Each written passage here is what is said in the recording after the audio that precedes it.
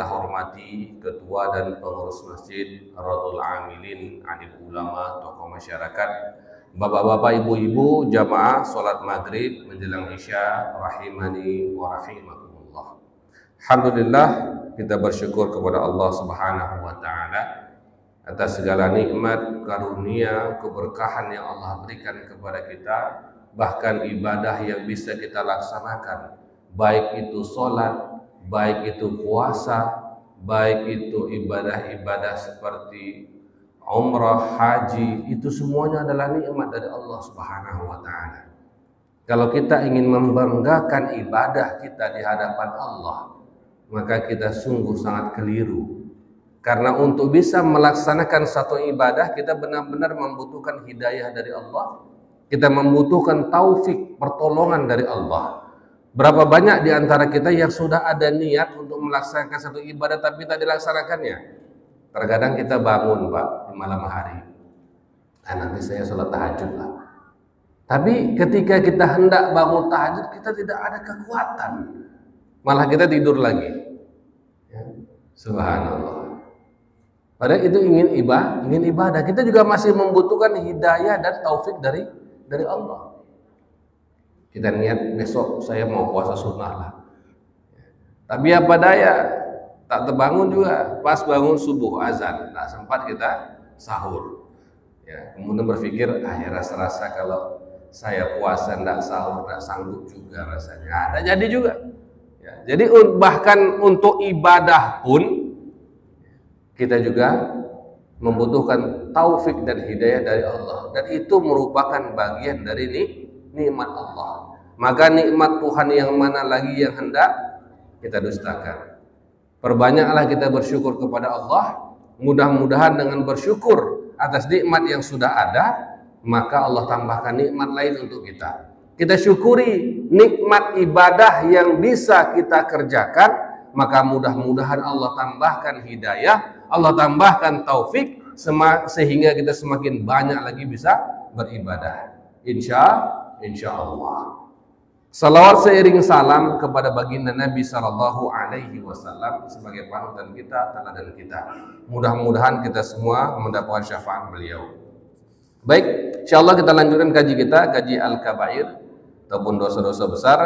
Kita akan membahas pada kesempatan kali ini di Al-Kabiratu At-Tasi'atu wal Ishrun, dosa besar ke-29, qatlul insani ala nafsih, seseorang yang membunuh dirinya sendiri. Ini bahasan kita, dan ini merupakan bagian dari dosa besar. Firman Allah Subhanahu wa Ta'ala, a'udzubillahi minasyaitonirrajim, wala taqtulu anfusakum, janganlah engkau membunuh dirimu sendiri, ya. Janganlah kalian membunuh diri kalian sendiri. Innallaha kana bikum rahima, sesungguhnya Allah terhadap kalian itu sungguh sangat penyayang. Ini ayat yang luar biasa, Bapak Ibu sekalian. Allah sebutkan di dalam firman-Nya, jangan kalian bunuh diri kalian, karena Allah itu sayang sekali kepada kalian. Ya. Seandainya orang-orang yang ingin bunuh diri itu membaca ayat ini, Bapak Ibu sekalian, niscaya hatinya akan tersentuh. Kenapa? Karena kadang-kadang orang yang bunuh diri itu, saya pernah ketemu orang yang selamat dari bunuh diri, Pak. Ya, dia cerita kenapa dia ingin bunuh diri. Dia punya suami narkoba, punya anak, kemudian suami tak peduli dengan anaknya, anaknya tantrum, anaknya macam-macam lah, biasa dari rumah tangga. Tapi karena suami narkoba, tidak memberikan nafkah, tidak peduli dan lain-lain, sehingga berat betul rasa beban hidupnya itu, sehingga dia ingin bunuh diri, dan dia minum baygon dia. Ya. Tapi kemudian diselamatkan sama keluarganya, selamatlah, maka dia bisa menceritakan tentang hal ini. Jadi yang saya penasaran, kenapa dia ingin bunuh diri, itu penasaran saya, kenapa? Dia katakan rasa-rasanya tidak ada lagi orang yang perhatian sama saya. Itu jawabannya. Tidak ada orang yang perhatian sama saya. Hidup ini rasanya sangat-sangat sesak dada saya, dan sepertinya Allah itu Tuhan tuh tidak sayang sama saya gitu. Kok saya dikasih cobaan yang begitu berat? Tidak sanggup saya. Itulah Pak. Padahal kalau seandainya dia baca ayat ini, Allah sudah menjelaskan di dalam kitabnya. Allah itu sayang betul sama kita manusia. Hanya saja kadang-kadang kita ini yang tidak merasa disayang. Kita itu yang terkadang melepaskan diri kita dari genggaman kasih sayang Allah. Allah itu sayang dengan manusia. Jangankan orang yang beriman, bahkan orang yang tidak beriman pun Allah sayang dengan mereka. Karena sifatnya Allah adalah Ar-Rahman Ar-Rahim. Allah menyayangi semua ciptaannya dengan sifat rahmannya. Dan Allah menyayangi orang-orang beriman dengan sifat rahimnya. Itu menjelaskan di dalam tafsir Ibnu Katsir. Maka seandainya kita faham bahwa Allah ini sayang sama kita, ibarat seorang ayah ataupun seorang ibu yang sayang dengan anaknya, tapi kadang-kadang kan kita membiarkan anak kita ini untuk dia tegak berdiri. Kadang kita biarkan anak kita ini untuk belajar mandiri, Bapak Ibu sekalian. Tidak mau kita pasangkan bajunya, tidak mau kita mandikan dia, suruh mandi sendiri.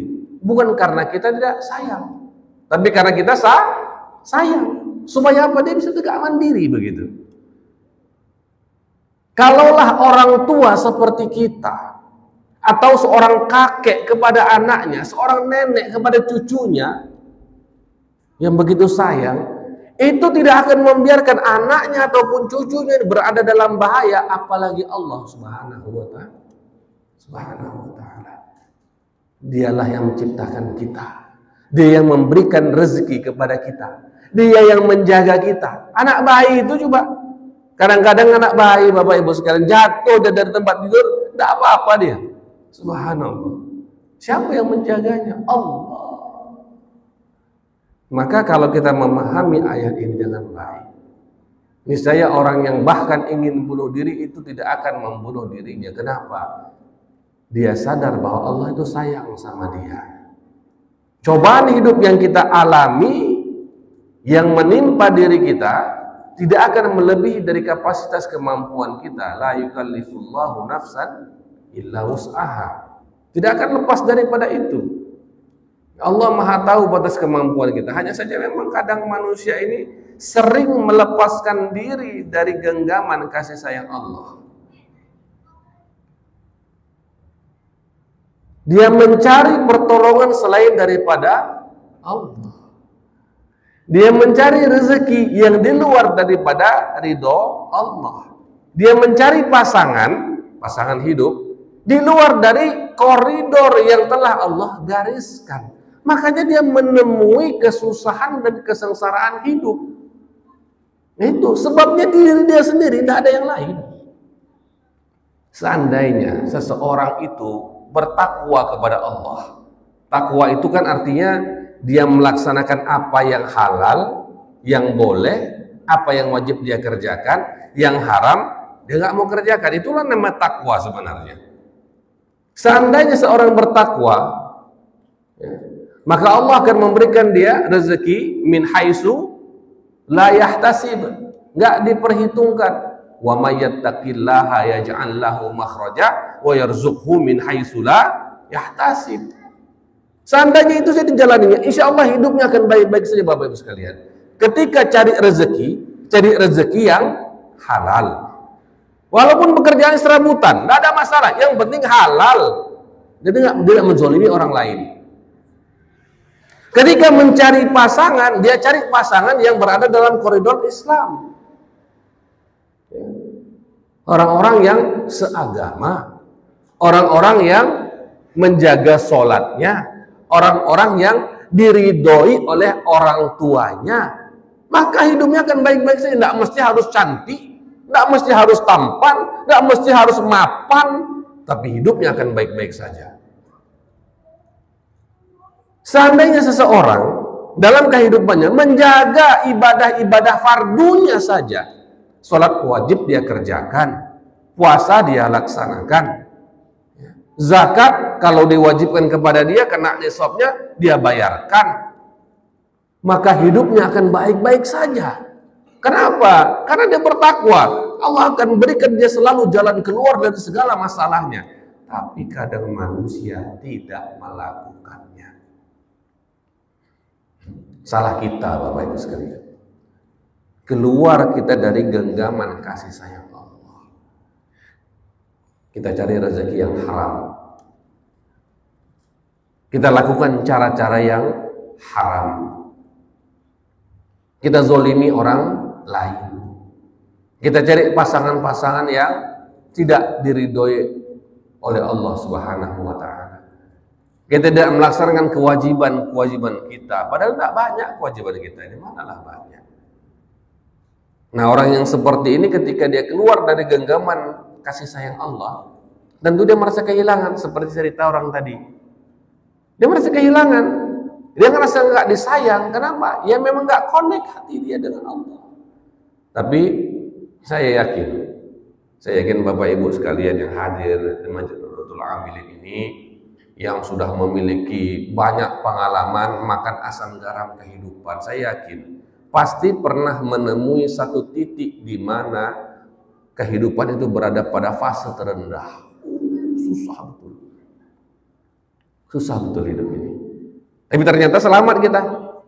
Ternyata kita selamat. Kenapa kita bisa diselamat?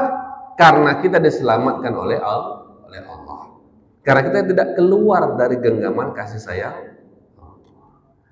Makanya kalau ada Bapak Ibu sekalian, orang yang kita temui kemudian dia merasa susah, gundah, gelisah, sampaikan ayat ini. Innallaha kana bikum rahima. Sesungguhnya Allah telah mengasihi sayangi kamu. Allah sayang dengan kita. Tidak mungkin Allah tidak sayang. Subhanallah. Lalu kelanjutan ayatnya, wa may yaf'al dzalika.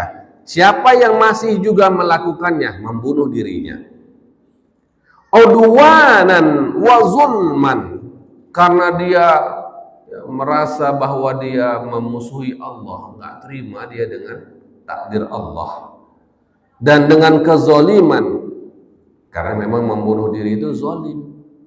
Diri kita ini bukan milik kita, Bapak Ibu sekalian. Diri kita bukan milik kita, diri kita ini milik Allah. Seandainya diri kita milik kita, maka kita bisa bebas mengatur semua yang ada di dalam tubuh kita. Faktanya tidak demikian. Ada yang bisa mengatur nafas ini supaya nggak bernapas selama 10 menit. Ada yang bisa menahannya. Ada enggak di antara kita yang bisa menahan detak jantung ini? Nggak usah berdetak dulu selama 1 menit aja. Ada enggak? Ada enggak di antara kita yang bisa menahan aliran darah kita ini? Jangan bergerak dulu dia selama 1 menit. Ada enggak? Enggak ada yang bisa. Kenapa? Karena semua itu Allah yang gerakkan. Di luar dari kemampuan kita. Mata kita aja, mata kita. Kalau kita ngantuk, tertutup, terpejam atau terbuka? Kenapa kita nggak tidur dengan mata terbuka? Nggak sanggup kita menahannya. Subhanallah. Ya maka ya, diri kita ini bukan milik kita. Diri kita milik Allah. Makanya kalau seseorang mati apa disebut? Inna lillah. Inna lillah. Sesungguhnya kita milik Allah. Wa inna ilaihi rajiun. Dan kita akan kembali kepada Allah. Jadi diri kita bukan milik kita. Kalau kita membunuh diri kita, kita zalim. Kenapa? Kita tidak melakukan dengan baik amanah yang Allah titipkan, apa? Diri kita ini.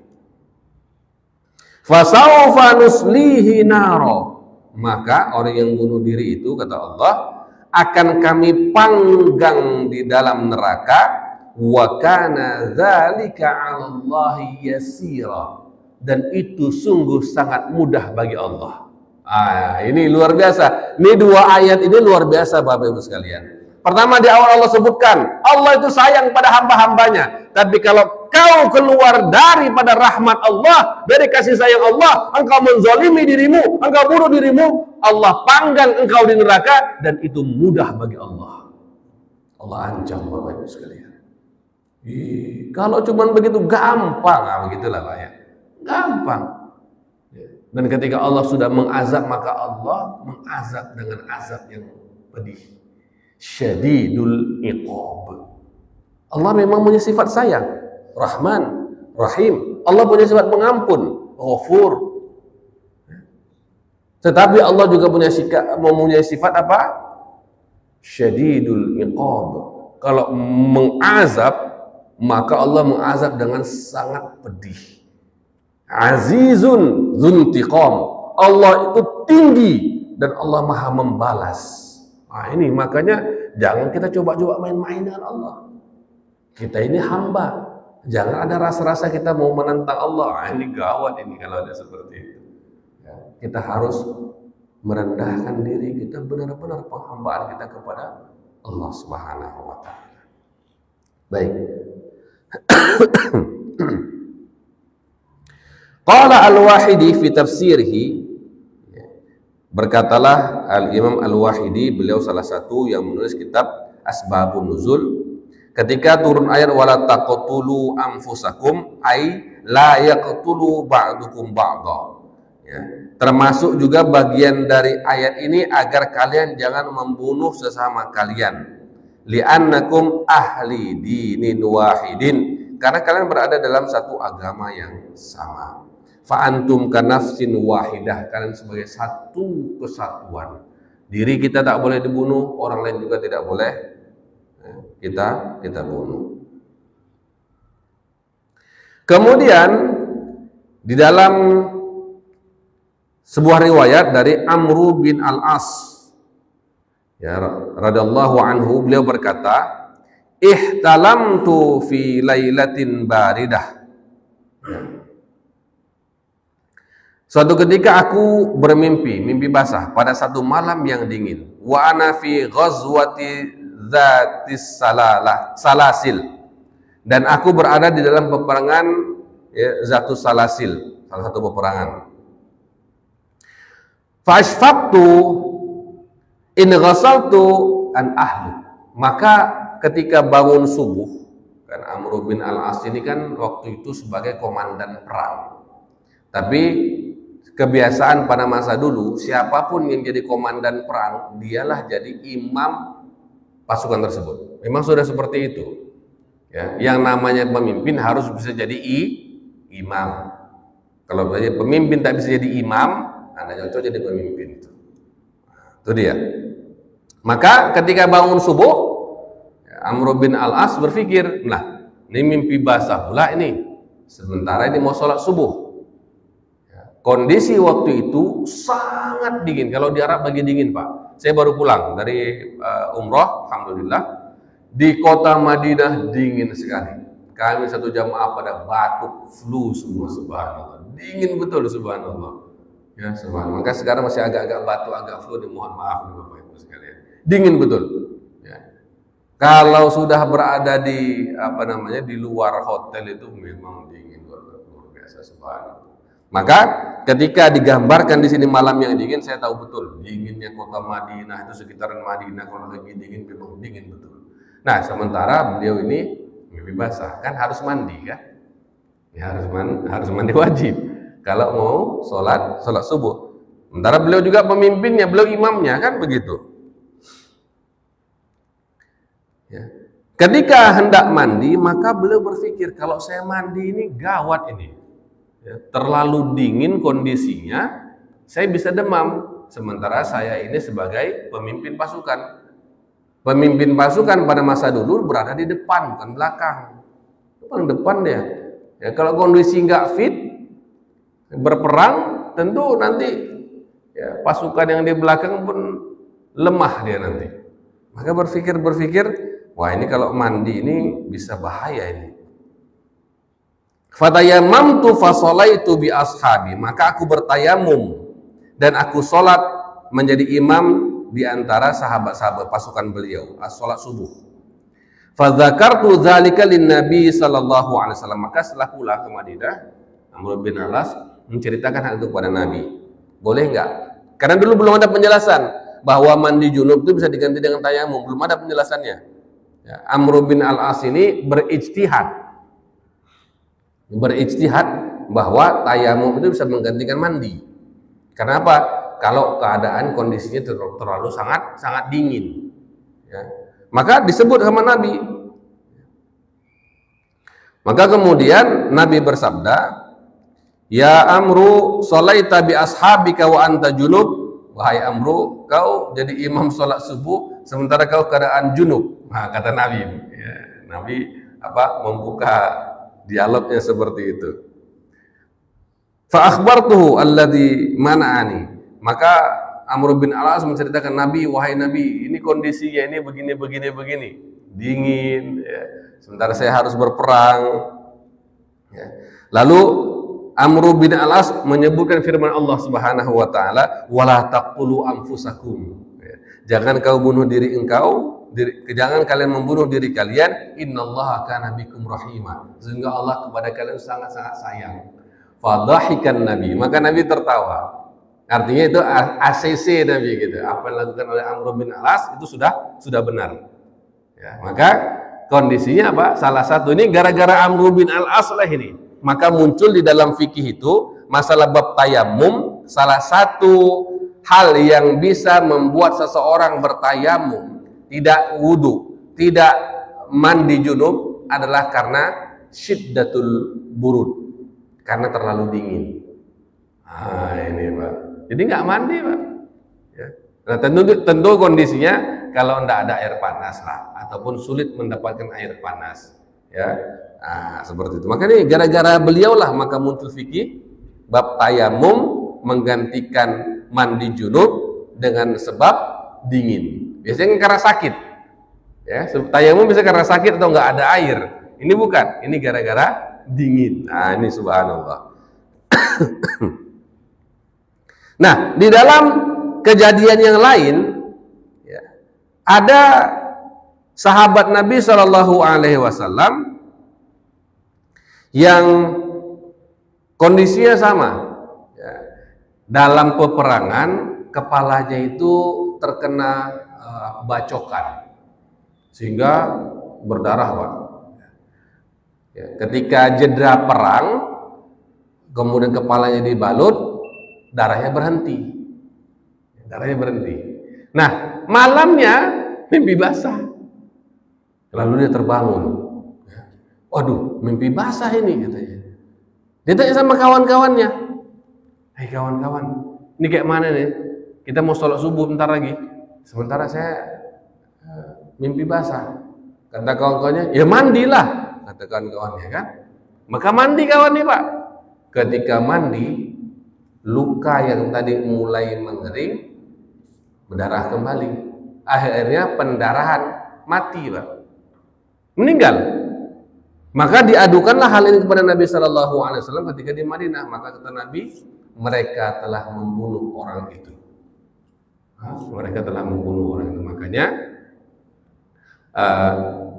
hadis tersebut menjadi istimbat hukum bahwasanya dalam kondisi sakit seseorang itu bisa bertayamum, tidak perlu wudu, tidak perlu mandi junub. Nah itu makanya ya, pemahaman terhadap fikih itu penting sekali. Baik, ini tentang masalah bunuh diri tentu kita sudah sangat paham. Tapi ingin saya tambahkan, ya, ingin tambahkan juga terkait dengan masalah aborsi. Ya, aborsi. Dia aborsi ini kategorinya itu membunuh sesuatu yang ada di dalam dirinya, membunuh janin dalam perutnya.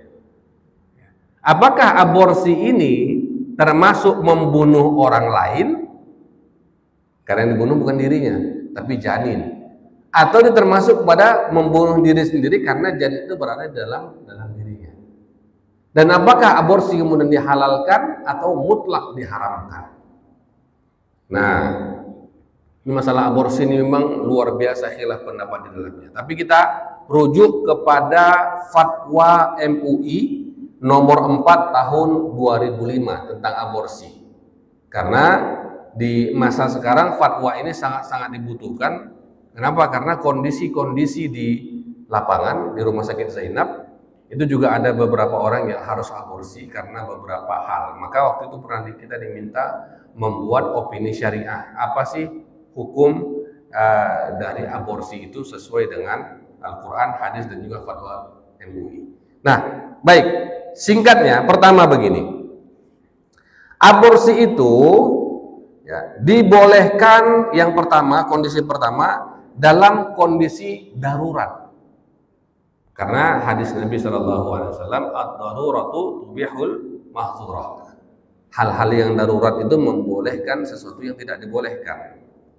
Kondisinya bagaimana? Yang pertama, hamil dan kemudian diketahui ada cacat fisik di sana. Anak itu ketika di USG nampak di cacat fisiknya nanti ini.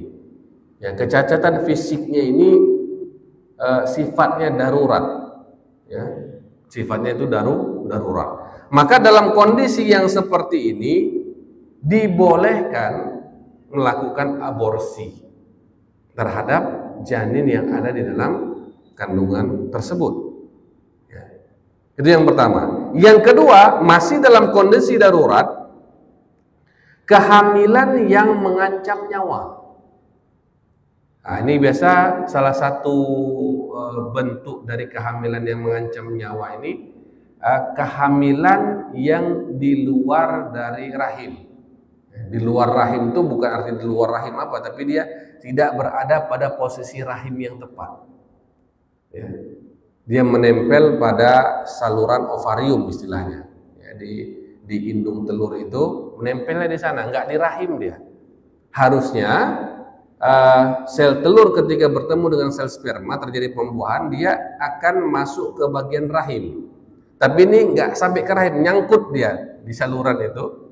Ya, kemudian dia menempel di bagian lapisan-lapisannya, lalu bertumbuh juga, berkembang juga dia. Tapi berkembangnya di luar rahim namanya. Dan ini membahayakan. Satu, membahayakan anak itu, yang kedua membahayakan ibunya karena dia lahir tidak pada tempatnya. Ya. Ini kondisi hamil di luar rahim namanya. Ya. Dalam kondisi seperti ini, maka ini perlu dilakukan abortus. Kenapa? Karena ini bisa membahayakan dua pihak. Bisa membahayakan ibunya, bisa membahayakan anaknya. Kenapa penyebabnya sampai sekarang nggak ada yang tahu? Ya, bahkan dokter kandungan nggak tahu, hanya bisa mereka-reka. Kenapa ya? Mungkin ini, mungkin itu, tapi tidak ada yang bisa memastikan kenapa bisa tumbuh di luar rahim. Karena secara medis sel telur dan sel sperma yang telah terbentuk tadi hanya bisa tumbuh di dalam rahim, karena itu paling cocok kondisinya. Ya, kalau di luar rahim nggak bisa. Tapi kenapa dia di luar rahim? Ah, itulah kuasa Allah. Makanya Bapak Ibu sekalian, orang-orang yang mengerti tentang masalah medis, masalah kesehatan, terutama tentang masalah kandungan, kehamilan, SPOG itu, kalau mereka memang beriman, mereka taat betul ibadah Bapak. Kenapa? Karena mereka tahu betul ini bukan sesuatu yang bisa manusia lakukan. Bahkan kita pernah dengar tentang masalah bayi tabung. Bayi tabung itu Bapak Ibu sekalian, tidak ada yang berhasil melakukannya kecuali itu dimasukkan lagi ke dalam rahim. Tidak bisa di luar rahim. Belum pernah ada yang berhasil satupun di luar rahim. Kenapa? Ya itu semua masih kembali kepada kuasa Allah. Nah, ada yang bisa buat, Pak. Ya, sudah dipilih, Pak, sel sperma yang paling bagus, paling kencang, paling lincah, ekornya panjang. Dipilihlah sel telur yang paling bagus, paling matang dan lain-lain, disatukan, nggak jadi juga, Pak. Nah, sementara ada sebagian orang yang sekali berubah langsung jadi dia. Subhanallah. Nah, jadi ini benar-benar di luar dari kekuasaan manusia, kuasa Allah. Manusia hanya nampak, dia hanya bisa berikhtiar saja. Subhanallah. Nah, kita kembali kepada yang tadi, kalau kehamilannya itu bisa memudaratkan ibu atau bayinya, maka di sana dibolehkan abortus ataupun aborsi. Tentunya ini semua dengan pertimbangan medis yang ketat. Tidak boleh sembarangan. Ini kondisi yang darurat. Baik. Kondisi berikutnya adalah kondisi yang disebut dengan kondisi hajat.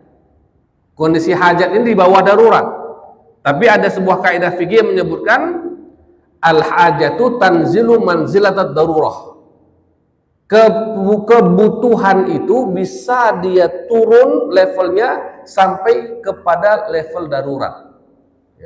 Maka yang masuk dalam kategori hajat ini ketika janin tadi itu dari awal diprediksi atau dilihat itu memiliki cacat. Ya, memiliki cacat, kemudian itu boleh diaborsi. Kemudian yang kedua, bagian dari hajat juga, ini dari yang pertama mirip dengan yang di darurat tadi ya, mirip, tapi ada sedikit perbedaan. Ini cacatnya tidak sampai cacat yang parah, tapi masih boleh diaborsi. Ya. Kemudian yang kedua, wanita, na'udzubillah, wanita yang hamil akibat perkosaan. Dia diperkosa, na'udzubillah, kemudian dia hamil, maka kehamilannya ini boleh diaborsi, Bapak Ibu sekalian. Kenapa? Dia korban dan dia harus menanggung anak dari orang yang memperkosanya. Itu sesuatu yang di luar dari batas kesanggupan. Dia sudah diperkosa, dia nggak ingin, terus dia harus mengandung anak dari orang yang melecehkan, memperkosa dia. Maka ini levelnya nggak darurat dia, tapi hajat, kebutuhan. Ya. Kesehatan mental si wanita tadi ini harus diperhatikan. Dahsyat ini, bukan sesuatu yang biasa ini, dahsyat. Maka dibutuhkan di sana fatwa, dan dalam fatwa itu boleh. Ya. Kemudian kedua hal ini ada syaratnya. Masalah janin cacat dan juga janin hasil dari pemerkosaan itu ada syaratnya. Apa itu? Tidak boleh lebih dari 40 hari. Ya, tidak boleh lebih dari 40 hari. Di sini dibuat. Ya. Memang ada berpendapat sampai 4 bulan, tapi ini 40 hari. Artinya ketika terjadi pemerkosaan, kemudian diperiksa, dan terjadi kehamilan, maka langsung diaborsi begitu. Ataupun ketika janin tadi dilihat di USG, ya, pembentukan zigotnya itu tidak wajar, tidak sesuai sebagaimana yang biasanya, boleh dihamilkan, makanya 40 hari. Ya, sebelum 40 hari itu pula syaratnya. Kalau lebih daripada itu, maka tidak bolehkan lagi. Lalu kemudian kalau begitu Ustaz, apa boleh Ustaz? Misalnya ya na'udzubillah juga ya, laki-laki perempuan berzina lalu terjadi kehamilan, apakah boleh kemudian mereka menggugurkan kandungannya? Tapi tadi perkosaan boleh Ustaz, kenapa tidak boleh? Hukumnya haram. Haram. Kenapa? Kalau perkosaan itu kan pihak wanitanya dipaksa. Ya.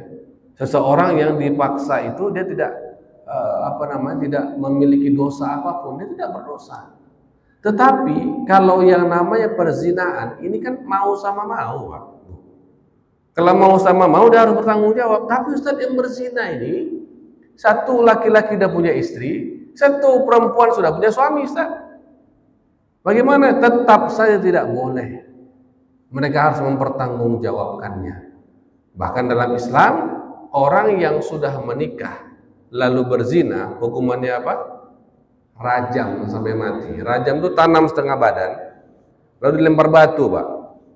Lempar batu sampai mati. Itulah hukumannya. Itu hukumannya berat. Kenapa? Karena betul-betul bisa merusak rumah tangga, merusak masyarakat. Coba bayangkan, na'udzubillah. Kalau anak muda yang belum pernah menikah, mereka berzina, maka kawinkannya lah, apalagi cerita, ya kan? Tapi kalau ini sudah berumah tangga, Ya, apalagi ini sudah berumah tangga juga, yang rusak itu banyak. Malunya, nauzubillah. Ya. Kemudian saling curiganya muncul. Ada satu tempat, Bapak Ibu sekalian, mohon maaf sekali, tak boleh sebut tempatnya. Ada satu tempat. Ada seorang wanita yang suaminya di penjara. Kan satu kasus lah. Nah, sekian lama di penjara, tiba-tiba ketika pulang mendapat istrinya hamil, Pak. Atau gimana ceritanya tuh? Dia di penjara, pulang dari penjara, istrinya hamil. Nah, ini kan gawat ini. Tentu dicari siapa pelakunya, ternyata pelakunya banyak, Pak. Ah, ini pula lah. Pelakunya banyak. Ada beberapa orang. Nah, ini kan udah susah ini, Pak, Bu. Makanya rusak betul, ya, rusak betul kondisi di mana kalau seseorang sudah pernah menikah itu masih berzina, dia harus dibunuh, kan rusak betul. Ya, satu sama si ini, satu sama si ini, terus tidak tahu nih anak siapa. Nauzubillah, rusak betul. Jadi pernah ada kejadian, belum lama, paling sekitar 1 bulan yang lalu lah kejadian. Nauzubillah. Ya, nah, kondisi demikian tetap saya tidak boleh digugurkan, haram diaborsi, haram, Pak. Ya, tapi memang diaborsi sih, memang ya yang di tempat itu diaborsi memang. Ya, tapi hukumnya haram, membunuh. Apakah ia membunuh dirinya atau membunuh orang lain, sama saja, dosa besar, ya, dosa besar. Maka kita meminta dan memohon kepada Allah agar Allah selalu melindungi kita, keluarga kita dari segala keburukan. Jangan kita tutup mata. Kondisi seperti ini ada di sekeliling kita, Bapak Ibu sekalian. Jangan tutup mata. Kita harus tahu ada, tapi kita tidak mencerita-ceritakannya, menggibah-gibahkannya, enggak. Tapi kita apa? Minta perlindungan kepada Allah. Ya Allah, lindungi diri kami, lindungi keluarga kami, lindungi anak cucu kami dari hal-hal yang demikian, dari pembunuhan, dari bunuh diri, dari aborsi, dari perzinahan, dan keburukan-keburukan yang lainnya. Kita sendiri tak mampu, harus minta kita kepada Allah Subhanahu wa Ta'ala. Baik, terima kasih Bapak Ibu dirahmati Allah. Waktu juga yang tidak memungkinkan lagi, kita sambung kajian kita pada kesempatan berikutnya.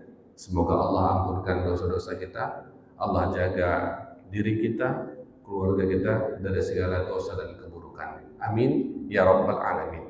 Kita tutup dengan doa kifaratul majelis. Subhanakallahumma wa bihamdik, asyhadu an la ilaha illa anta, astaghfiruka wa atubu ilaik. Assalamualaikum warahmatullahi wabarakatuh.